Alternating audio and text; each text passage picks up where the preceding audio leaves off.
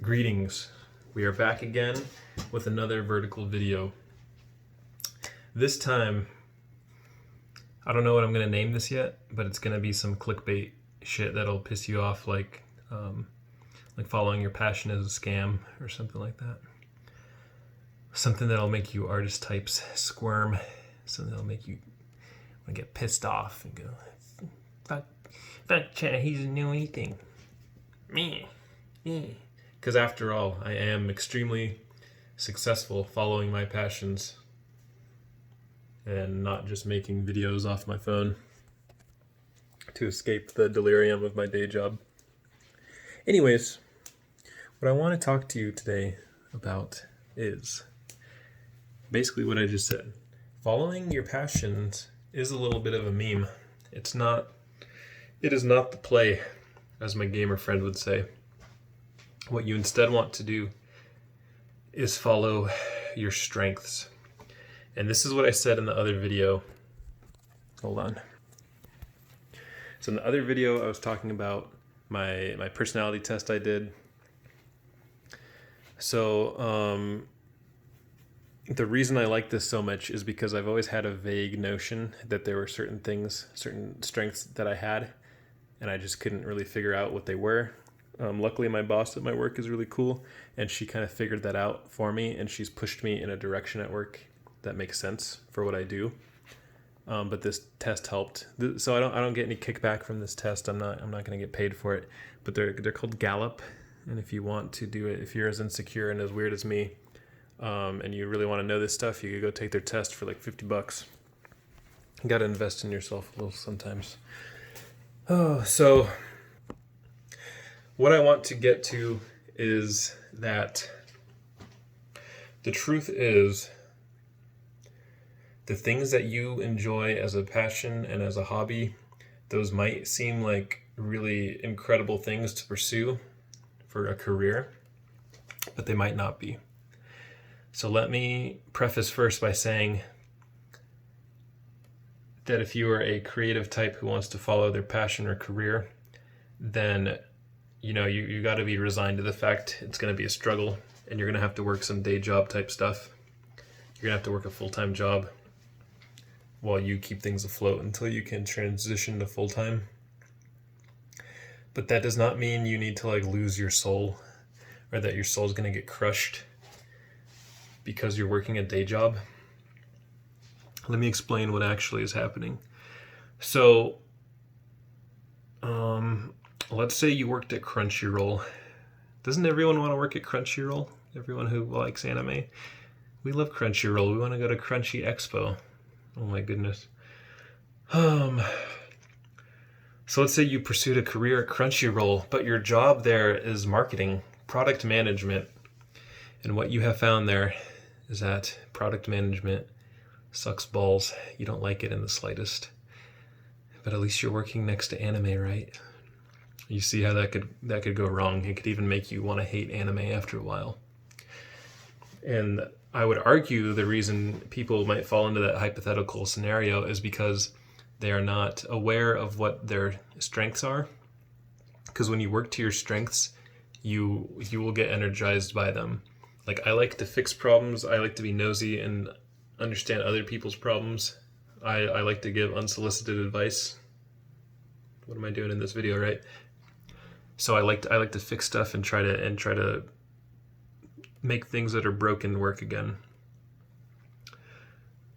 So I could essentially work in any industry if I'm given the right tasks to do, if the way I'm working makes sense for what my strengths and passions are. So I could work in the freaking auto insurance industry if I'm being given a role that utilizes my strengths. And it wouldn't be soul crushing, because the truth is, there's a book I read called So Good They Can't Ignore You by Cal Newport. And he basically argues in this book that following your passion is a myth. And basically what actually happens is you work at a job and it's going to suck at first, but the better you get at it, once you reach a certain level of competency, you then start to enjoy it and get better at it. And then before you know it, you're 20 years on the job and you're having a good time. That's what he argues, and I think that is true. But the way to get there, what he doesn't mention is that you do need to be working in a way that makes sense for you. So you're not going to find me doing a job that requires a lot of hard labor. I've done it before, and it's kind of fun, but it's pretty taxing. I was changing tires and stuff for a bit after college. That's what an English degree will get you. So there is actually certain aspects of that job I really liked. Okay, and that was almost enough to make me like want to keep going back every day. But there was also so much of it that I didn't like, that was reminding me every day why I didn't want to keep doing this job. So my point though is that the subject doesn't really matter. So if you are a computer programmer, if you're a coder, like my friend is, he doesn't give a shit what he's coding. That doesn't interest him. His mind is logical and he likes to do coding. That's why he's able to take this job and make a bunch of money. And he happens to like making money, and he happens to like coding, and he doesn't give a shit what he's programming. End of story. So you could see how it doesn't really matter what you're following. Just like he's not going to cry over it that he's not working with anime and video games. He likes video games, right? He's not going to cry over it that he's not working with video games. That's the passion purely. That's the interest. So, but I'm not saying that like following your passion is a complete meme. Actually, so there is an optimistic note to this whole video. So what I'm not saying is give up on your passions as a career or as a job, but you need to consider both things. So if you want some job in this anime world, then you need to find out how to contribute to this anime world with the strengths that you were born with and that give you energy, because you don't want to be an accountant at Crunchyroll if you are an artist.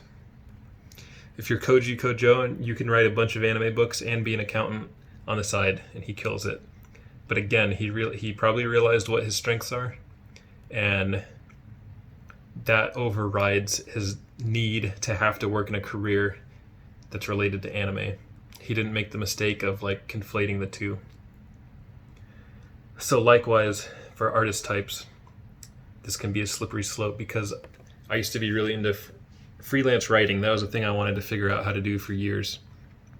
And then the more I learned about it, the more I realized that in order to make that work, there's a particular method that you have to work. And that method of work doesn't appeal to me in the slightest.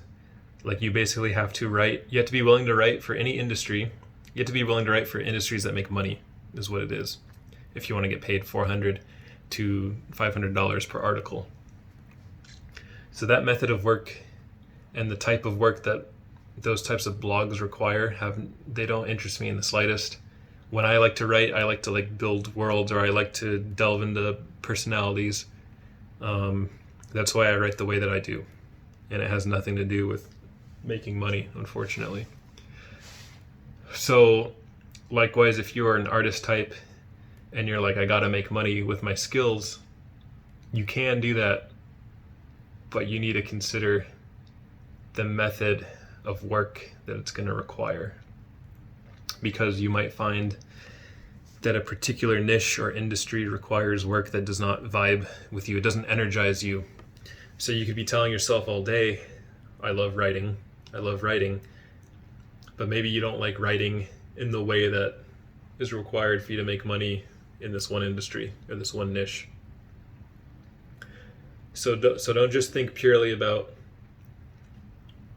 following your passion, or if you're writing for your, not writing, if you're working for like a passion or an interest or a hobby, think also of like, is this good for me? Is this work good for me?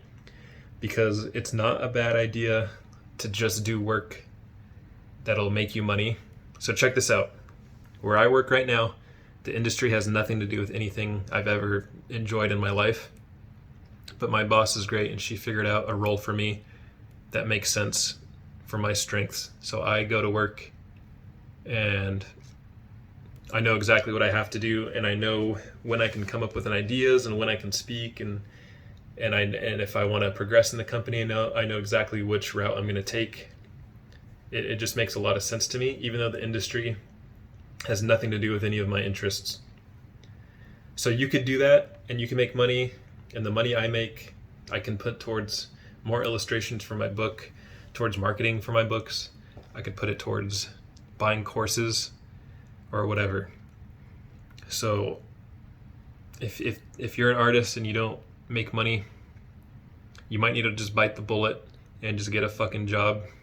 But you don't have to go shovel shit. I'm not telling you to go shovel shit and just do anything, or to go check off boxes, or to fill out Excel sheets if that's not what you like to do. What I'm saying instead is challenge yourself. Either take one of these personality tests, or if you don't want to do that, email like 10 people that you know, ask them what you're good at and ask them what you're bad at, and figure out from their answers what kind of work would be best suited for you. And then don't be afraid of working in an industry that doesn't interest you in the slightest, because if the work that they give you energizes you, you will not give a shit what the industry is. You just won't care. And that could be a very good move, to do that and save up some money while you work on your craft. And I think that's it. Took me like 4 takes to get this right. So hope that helps you.